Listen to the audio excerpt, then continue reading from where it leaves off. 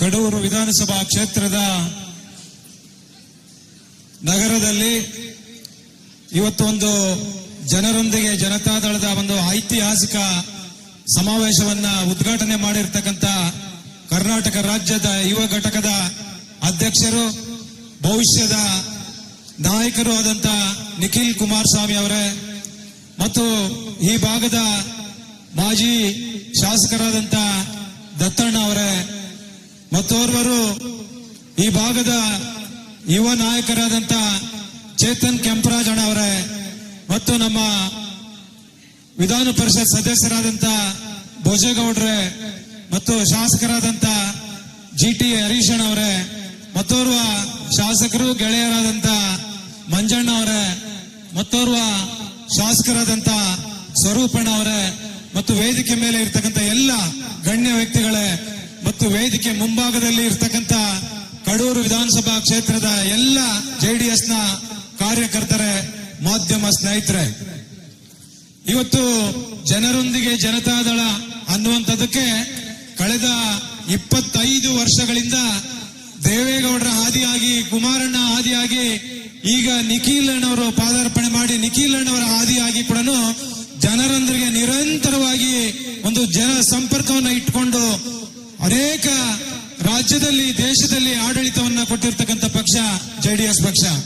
ಬಹುಶಃ ಇವತ್ತು ಸನ್ಮಾನ್ಯ ದೇವೇಗೌಡರು ರಾಜ್ಯದ ಮುಖ್ಯಮಂತ್ರಿಗಳಾಗಿ, ದೇಶದ ಪ್ರಧಾನಮಂತ್ರಿಗಳಾಗಿ ಕರ್ನಾಟಕ ರಾಜ್ಯದಲ್ಲಿ ಇವತ್ತು ರಾಯಚೂರು ಜಿಲ್ಲೆಯಲ್ಲಿ ಸುಮಾರು 6 ಲಕ್ಷ ರೈತರಿಗೆ ನೀರಾವರಿ ಯೋಜನೆಗಳು ಕೊಟ್ಟಿರ್ತಕ್ಕಂಥ ಇವತ್ತು ನಾಯಕರು ಯಾರಾದ್ರೂ ಇದ್ರೆ ಕರ್ನಾಟಕದ ಇತಿಹಾಸದಲ್ಲಿ ಸನ್ಮಾನ್ಯ ಎಚ್.ಡಿ. ದೇವೇಗೌಡರು ಅನ್ನುವಂತ ಮಾತನ್ನ ಈ ಸಂದರ್ಭದಲ್ಲಿ ನಾವು ಸ್ಮರಿಸಬೇಕಾಗ್ತದೆ.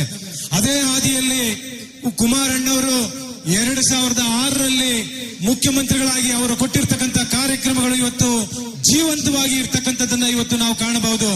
ಇವತ್ತು ಸರ್ಕಾರವನ್ನ ನಾವು ನೋಡಿದಾಗ ಇವತ್ತು ಲಿಕ್ಕರ್ ಮೇಲೆ ಏನ್ ಡಿಪೆಂಡ್ ಆಗಿದ್ದಾರೆ, ಆವತ್ತಿನ ಸಂದರ್ಭದಲ್ಲಿ ಕುಮಾರಸ್ವಾಮಿ ಅವರು ಅಕಸ್ಮಾತ್ ಆಗಿ ಮುಖ್ಯಮಂತ್ರಿಗಳಾಗಿ ಅವರ ನಿಜವಾದ ಸಮಸ್ಯೆಗಳನ್ನ ನಮಗೆ ಗೊತ್ತಾಗಬೇಕು ಅಂತ ಹೇಳಿದ್ರೆ ಹಳ್ಳಿಗಳಿಗೆ ಹೋಗ್ಬೇಕು, ಗ್ರಾಮ ವಾಸ್ತವವನ್ನು ಮಾಡಬೇಕು, ಹಳ್ಳಿಯಲ್ಲಿ ನಿರಂತರವಾಗಿ ಜನಸಂಪರ್ಕವನ್ನು ಮಾಡಿದಾಗ ಅಲ್ಲಿ ಸಮಸ್ಯೆಗಳನ್ನ ತಿಳ್ಕೊಂಡು ವಿಧಾನಸೌಧದಲ್ಲಿ ಕೂತು ಆಡಳಿತವನ್ನ ಮಾಡಬಹುದು ಅಂತ ಹೇಳಿ ಅವತ್ತು ಕರ್ನಾಟಕ ರಾಜ್ಯದಲ್ಲಿ, ಇಡೀ ದೇಶದಲ್ಲಿ ಅವತ್ತು ನಿಜವಾಗ್ಲೂ ಕೂಡ ಒಂದು ಗ್ರಾಮ ವಾಸ್ತವ್ಯ ಅನ್ನುವಂತ ಒಂದು ಕಲ್ಪನೆಯನ್ನ ತೋರಿಸಿಕೊಟ್ಟಂತವ್ರು ಈ ಕರ್ನಾಟಕ ರಾಜ್ಯದಲ್ಲಿ, ದೇಶದ ಇತಿಹಾಸದಲ್ಲಿ ಯಾರಾದ್ರೂ ಇದ್ರೆ ಅದು ಎಚ್.ಡಿ. ಕುಮಾರಸ್ವಾಮಿ ಅವರು ಅನ್ನುವಂಥದ್ದನ್ನ ನಾವು ಈ ಸಂದರ್ಭದಲ್ಲಿ ಸ್ಮರಿಸಬೇಕಾಗ್ತದೆ. ಬಹುಶಃ ಆವತ್ತಿನ ಸಂದರ್ಭದಲ್ಲಿ ಹೆಣ್ಣು ಮಕ್ಕಳು ಕಣ್ಣೀರು ಹಾಕ್ತಾ ಇದ್ರು, ಕಣ್ಣೀರಲ್ಲಿ ಕೈ ತೊಳಿತಾ ಇದ್ರು. ಕುಮಾರಣ್ಣ, ನಮ್ಮ ಮನೆಗಳು ಹಾಳಾಗ್ತಾ ಇದಾವೆ, ಇವತ್ತು ನೀವು ಲಾಟ್ರಿ ನಿಷೇಧ ಮಾಡಬೇಕು ಅಂತ ಹೇಳಿ ಹಿಂದೆ ಮುಂದೆ ನೋಡದೆ ಆ ಹೆಣ್ಣು ಮಕ್ಕಳ ಕಣ್ಣೀರನ್ನ ನಿಲ್ಲಿಸಬೇಕು ಅಂತ ಹೇಳಿ ಆವತ್ತಿನ ಸಂದರ್ಭದಲ್ಲಿ ಲಾಟ್ರಿ ನಿಷೇಧವನ್ನು ಮಾಡಿದ್ರು, ಸಾರಾಯಿ ನಿಷೇಧವನ್ನ ಮಾಡಿದ್ರು, ಅನೇಕ ಶಾಲಾ ಕಾಲೇಜು ಆಸ್ಪತ್ರೆಗಳನ್ನು ಕೊಟ್ಟರು. ಇವತ್ತುವರೆಗೂ ಕೂಡ ಗ್ರಾಮೀಣ ಭಾಗದಲ್ಲಿ ಕುಮಾರಣ್ಣವರು ಕೊಟ್ಟಿರ್ತಕ್ಕಂತಹ ಕಾರ್ಯಕ್ರಮಗಳನ್ನ ಜನರು ಇವತ್ತು ನೆನೆಸ್ಕೊಳ್ತಾ ಇದ್ದಾರೆ. ಬಹುಶಃ ಇವತ್ತು ಈ ಸರ್ಕಾರ 2023ರಲ್ಲಿ ಬಂದಿರತಕ್ಕಂಥ ಈ ಸರ್ಕಾರ ಸುಳ್ಳಿನಿಂದ ಕಟ್ಟಿರ್ತಕ್ಕಂಥ ಗೋಪುರದಲ್ಲಿ ಇವತ್ತು ಸರ್ಕಾರ ನಡೆಸ್ತಾ ಇರ್ತಕ್ಕಂಥದ್ದು. ಬಹುಶಃ ಇವತ್ತು ನಿಮಗೆಲ್ಲರಿಗೂ ಕೂಡ ಗೊತ್ತಿದೆ, 2014ರಲ್ಲಿ ಅಂದಿನ ಮುಖ್ಯಮಂತ್ರಿಗಳು, ಇವತ್ತಿನ ಮುಖ್ಯಮಂತ್ರಿಗಳು ಸಿದ್ದರಾಮಯ್ಯನವರು ಚಿಕ್ಕಬಳ್ಳಾಪುರ ಜಿಲ್ಲೆಯಲ್ಲಿ ಎತ್ತಿನ ಹೊಳೆ ಯೋಜನೆಗೆ ಶಂಕುಸ್ಥಾಪನೆಯನ್ನ ಮಾಡಿದ್ರು.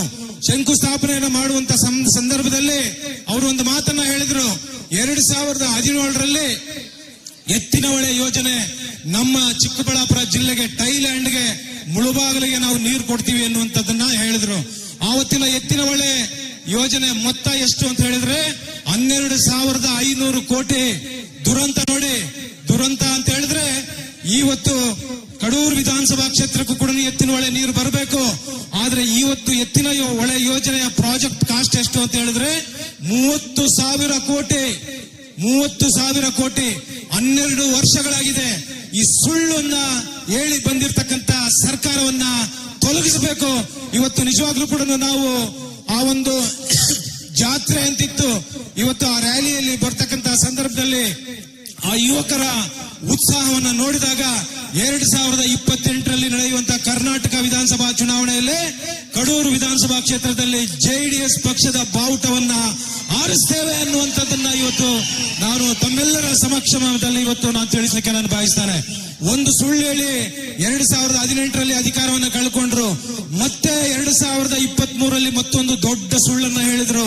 ಇದು ಕರ್ನಾಟಕ ರಾಜ್ಯದ ಜನರನ್ನ ಯಾವ ರೀತಿ ಸುಳ್ಳು ಹೇಳಿ ವಂಚನೆ ಮಾಡಿ ಮೋಸ ಮಾಡಿದ್ರು ಅಂತ ಹೇಳಿದ್ರೆ, ಇವತ್ತು ಉಪಮುಖ್ಯಮಂತ್ರಿಗಳಾದಂತ ಡಿ.ಕೆ. ಶಿವಕುಮಾರ್ ಅವರು ರಾಮನಗರದಿಂದ ಮೇಕೆದಾಟು ಯೋಜನೆಯನ್ನ ಮಾಡ್ತೀನಿ, ಬೆಂಗಳೂರು ನಗರಕ್ಕೆ ನೀರು ಕೊಡ್ತೇನೆ, ರಾಮನಗರ ಜಿಲ್ಲೆಗೆ ನೀರು ಕೊಡ್ತೇನೆ, ಮಂಡ್ಯ ಜಿಲ್ಲೆಗೆ ಕುಡಿಯೋ ನೀರು ಕೊಡ್ತೇನೆ ಅಂತ ಹೇಳಿ ಆವತ್ತಿನ ರಾಮನಗರ ಮೇಕೆದಾಟದಿಂದ ಬೆಂಗಳೂರಿನವರೆಗೂ ಪಾದಯಾತ್ರೆ ಮೂಲಕ ಬಂದು 2 ತರ ಬೆನಿಫಿಟ್ ಮಾಡ್ಕೊಂಡ್ರು. ಒಂದು ಎತ್ತಿನ ಹೊಳೆ ಮೇಕೆದಾಟು ಯೋಜನೆಯನ್ನ ಕೊಟ್ಟು ನೀರು ಕೊಡ್ತೇವೆ ಅಂತ ಹೇಳಿ 2023ರಲ್ಲಿ ನಡೆದಂತ ಕರ್ನಾಟಕ ವಿಧಾನಸಭಾ ಚುನಾವಣೆಯಲ್ಲಿ ಜನರ ಓಟನ್ನ ಕೊಟ್ರು. ನನಗೆ ಒಂದು ಪೆನ್ನು ಪೇಪರ್ ಕೊಡಿ, ಪೆನ್ನು ಪೇಪರ್ ಕೊಟ್ರು ಜನ. ಆದ್ರೆ ನೀವೇನ್ ಮಾಡಿದ್ರಿ? ಈ 3 ವರ್ಷ ಆಯ್ತು, ಇವತ್ತುವರೆಗೂ ಕೂಡ ಮೇಕೆನೂ ಇಲ್ಲ, ದಾಟೋ ಇಲ್ಲ. ಈ ರೀತಿ ಸುಳ್ಳನ್ನು ಹೇಳಿದ್ರು. ತಮಿಳುನಾಡಲ್ಲಿ ಇವರ ಅಂಗಪಕ್ಷವಾದಂತ INDA ಯಲ್ಲೇನು ಇವತ್ತು ಅಂಗಪಕ್ಷವಾಗಿದೆ ತಮಿಳುನಾಡಲ್ಲಿ. 2024ರಲ್ಲಿ ಲೋಕಸಭಾ ಚುನಾವಣೆ ಬಂತು. ಲೋಕಸಭಾ ಚುನಾವಣೆಯಲ್ಲಿ ತಮಿಳುನಾಡಲ್ಲಿ ಅವ್ರ ಭಾಷಣ ಹೇಗಿತ್ತು ಅಂತ ಹೇಳಿದ್ರೆ, ಮೇಕೆದಾಟು ಕಟ್ಟೋಕ್ ಬಿಡೋದಿಲ್ಲ, ನಮ್ಗೆ ಓಟ್ ಕೊಡಿ. ಕರ್ನಾಟಕದಲ್ಲಿ ಮೇಕೆದಾಟನ್ನ ಕಟ್ತೇವೆ, ನೀರನ್ನ ಕೊಡ್ತೇವೆ, ನಮಗೆ ಓಟ್ ಕೊಡಿ ಅಂತ ಇಲ್ಲಿ ಕೇಳ್ತಾರೆ. ಇವರ ಅಂಗಪಕ್ಷ, ಇವರ ಮಿತ್ರ ಪಕ್ಷ ತಮಿಳುನಾಡಲ್ಲಿ ಓಟ್ ಕೇಳ್ತಾರೆ, ನಾವು ಮೇಕೆದಾಟು ಕಟ್ಟೋಕ್ ಬಿಡೋದಿಲ್ಲ, ನಮ್ಗೆ ಓಟ್ ಕೊಡಿ ಅಂತ ಅಲ್ಲಿ ಕೇಳ್ತಾರೆ. ಕನಿಷ್ಠ ಇವತ್ತು ನೀವು ಯೋಚನೆ ಮಾಡಬೇಕು. ಕರ್ನಾಟಕ ರಾಜ್ಯದ ಜನರಿಗೆ ಸುಳ್ಳು ಹೇಳಿ ಬರುವಂತದನ್ನ ತಪ್ಪಿಸಬೇಕು ಅಂತ ಹೇಳಿದ್ರೆ, 2028ರಲ್ಲಿ ನಡೆಯುವಂತ ಏನು ಒಂದು NDA ಒಕ್ಕೂಟದಲ್ಲಿದ್ದೇವೆ. ಇವತ್ತು ಕುಮಾರಣ್ಣ ಅವರು ಮುಖ್ಯಮಂತ್ರಿ ಆಗ್ಬೇಕು ಅಂದ್ರೆ ಇಡೀ ಕರ್ನಾಟಕ ರಾಜ್ಯದಲ್ಲಿ ಎಲ್ಲರೂ ಕೂಡ ಇವತ್ತು ಆಶೀರ್ವಾದ ಮಾಡಬೇಕು. ಖಂಡಿತ ನೀವು ಆಶೀರ್ವಾದ ಮಾಡಿದ್ರೆ NDA ಸರ್ಕಾರ 2028ರಲ್ಲಿ ವಿಧಾನಸೌಧದಲ್ಲಿ ಕುಮಾರಣ್ಣ ಅವರು ಕೂತು ಆಡಳಿತ ಮಾಡುವಂತದಕ್ಕೆ ಕೆಲವೇ ದಿನಗಳು, ಕೇವಲ ನಮಗೆ ವರ್ಷಗಳಿಲ್ಲ. ಬಹುಶಃ ಇವತ್ತು ಈ ಸರ್ಕಾರ ನಡೆಯುತ್ತಾ ಇರ್ತಕ್ಕಂಥದ್ದು ನೋಡಿದ್ರೆ ಯಾವತ್ತು ಚುನಾವಣೆ ಬರುತ್ತೋ ಅನ್ನುವಂತ ಕುರ್ಚಿಗೋಸ್ಕರನೇ 3 ವರ್ಷಗಳು ಇವರು ಅಧಿಕಾರವನ್ನ ಕಳೆದಿರ್ತಕ್ಕಂಥದ್ದು. ಇವತ್ತು ಜನರ ಬಗ್ಗೆ ಇವರಿಗೆ ಚಿಂತೆ ಇಲ್ಲ. ಕರ್ನಾಟಕ ರಾಜ್ಯದಲ್ಲಿ ಇವತ್ತು ನೀರಾವರಿ ಯೋಜನೆಗಳು ಕುಂಠಿತ ಆಗಿದ್ದಾವೆ. ಕರ್ನಾಟಕ ರಾಜ್ಯದಲ್ಲಿ ಇವತ್ತು ಅಭಿವೃದ್ಧಿ ಯೋಜನೆಗಳು ಕುಂಠಿತ ಆಗಿದೆ. ಹಾಗಾಗಿ ಒಳ್ಳೆ ಆಡಳಿತವನ್ನ ಕೊಡಬೇಕಂದ್ರೆ, ಪಾರದರ್ಶಕ ಆಡಳಿತವನ್ನ ಕೊಡಬೇಕು ಅಂತ ಹೇಳಿದ್ರೆ, ಪರಿಣಾಮಕಾರಿ ಆದಂತಹ ಆಡಳಿತವನ್ನ ಕೊಡಬೇಕಂದ್ರೆ, ಒಳ್ಳೆ ಕಾರ್ಯಕ್ರಮಗಳನ್ನ ಕೊಡಬೇಕು ಅಂತ ಹೇಳಿದ್ರೆ, ಇವತ್ತು ಕುಮಾರಣ್ಣವರು ಈ ರಾಜ್ಯದಲ್ಲಿ ಮುಖ್ಯಮಂತ್ರಿಗಳಾಗಬೇಕು ಅನ್ನುವಂತ ಮಾತನ್ನ ಈ ಸಂದರ್ಭದಲ್ಲಿ ತಮ್ಮೆಲ್ಲರ ಸಮಕ್ಷಮದಲ್ಲಿ ಇವತ್ತು ನಾನು ಎಲ್ಲರಿಗೂ ಕೂಡ ಕೈ ಮುಗಿದು ವಿನಂತಿಯನ್ನ ಮಾಡ್ತೇನೆ.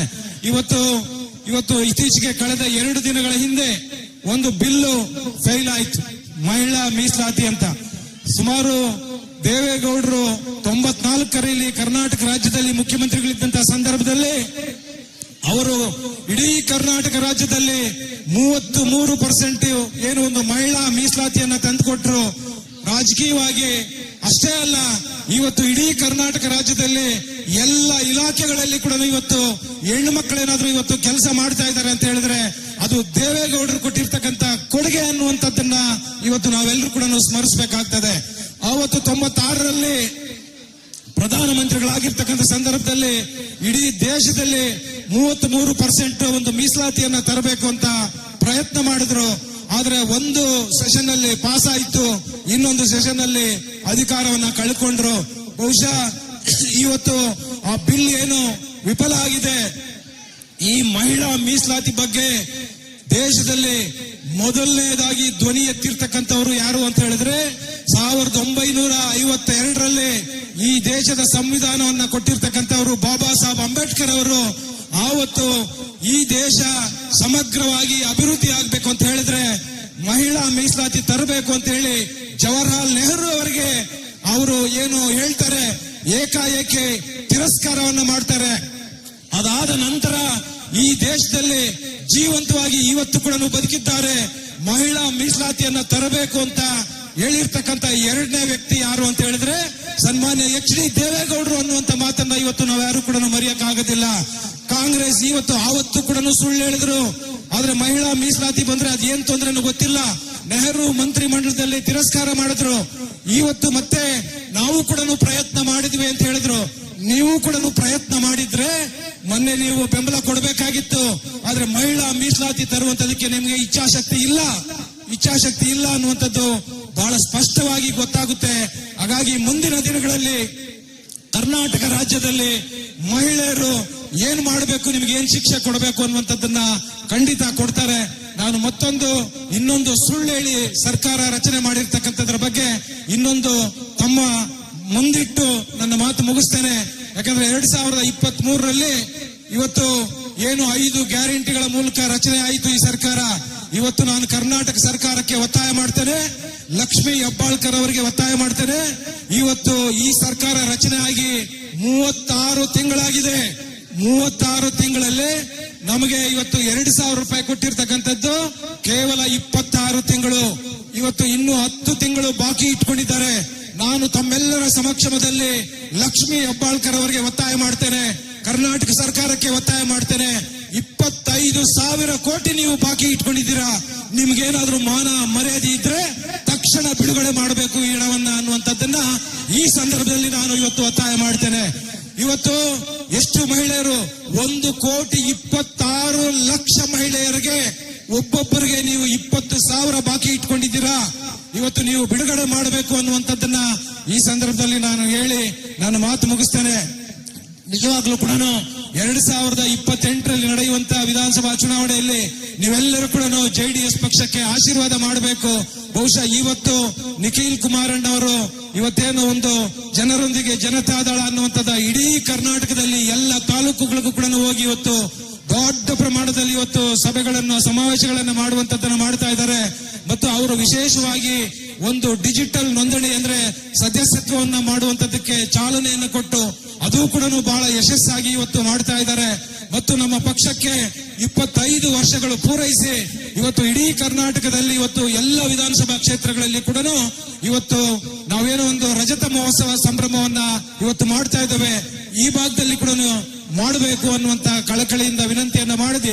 ಇವತ್ತು ನಾನು ಕೈ ಮುಗಿದು ನನ್ನ ಹಲವು ಮಾತುಗಳನ್ನ ಮಾತನಾಡಲಿಕ್ಕೆ ಅವಕಾಶ ಕೊಟ್ಟಂತ JDS ಪಕ್ಷದ ಎಲ್ಲ ಕಾರ್ಯಕರ್ತ ಬಂಧುಗಳಿಗೂ ಮತ್ತು ವೇದಿಕೆ ಮೇಲೆ ಇರ್ತಕ್ಕಂಥ ಎಲ್ಲ ಗಣ್ಯರಿಗೂ ನಮಸ್ಕರಿಸುತ್ತಾ ನನ್ನ ಮಾತಿಗೆ ವಿರಾಮವನ್ನು ಕೊಡ್ತೇನೆ.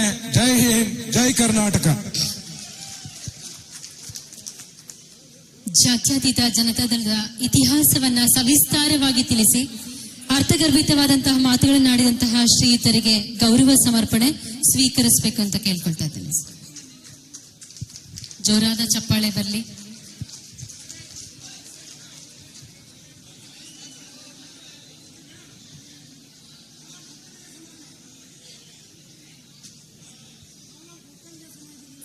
ತಾಲೂಕು ಒಕ್ಕಲಿಗ ಸಮಾಜದಿಂದ ಅವರಿಗೆ ಒಂದು ಕಿರು ಕಾಣಿಕೆಯನ್ನ ನೀಡ್ತಾ ಇದ್ದಾರೆ, ಮತ್ತೆ ಗೌರವ ಸಮರ್ಪಣೆಯನ್ನ ಮಾಡ್ತಾ ಇದ್ದಾರೆ. ಸ್ವೀಕರಿಸಬೇಕು ಅಂತ ಕೇಳ್ಕೊಳ್ತಾ ಇದ್ದಾರೆ.